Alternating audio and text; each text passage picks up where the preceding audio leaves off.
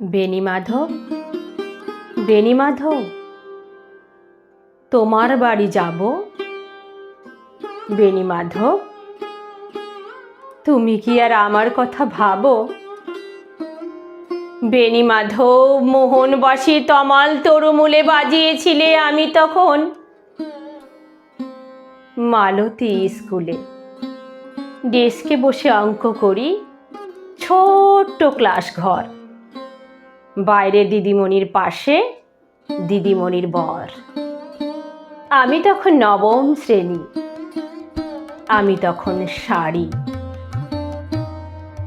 আলাপ হলো বেণীমাধব সুলেখাদের বাড়ি। বেণীমাধব, বেণীমাধব, লেখাপড়ায় ভালো, শহর থেকে বেড়াতে এলে। আমার রং কালো,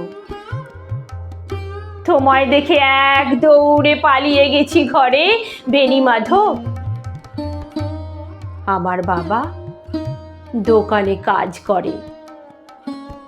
কুঞ্জে অলি গুঞ্জে তবু ফুটেছে মঞ্জরি, সন্ধ্যাবেলা পড়তে বসে অঙ্কে ভুল করি।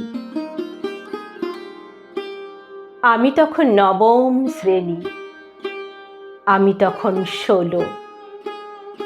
ব্রিজের ধারে বেণীমাধব লুকিয়ে দেখা হলো।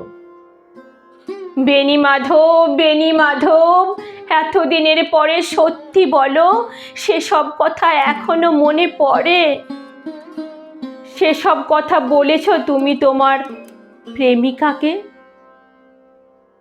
আমি কেবল একদিন তোমার পাশে তাকে দেখেছিলাম আলোর নিচে, অপূর্ব সে আলো। স্বীকার করি দুজনকেই মানিয়েছিল ভালো। জুড়িয়ে দিল চোখ আমার, পুড়িয়ে দিল চোখ। বাড়িতে এসে বলেছিলাম ওদের ভালো হোক। রাতে এখন ঘুমাতে যায় একতলার ঘরে, মেঝের উপর বিছানা পাতা, জ্যোৎস্না এসে পড়ে। আমার পরে যে বোন ছিল চোরা পথের বাঁকে মিলিয়ে গেছে,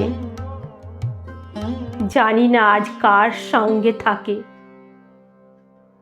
হাত জুটেছে কাল কি হবে, কালের ঘরে শনি।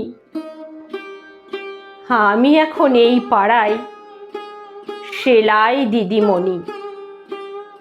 তবু আগুন বেণীমাধব, আগুন জ্বলে কই? কেমন হবে আমিও যদি নষ্ট মেয়ে হই? কেমন হবে আমিও যদি নষ্ট মেয়ে হই?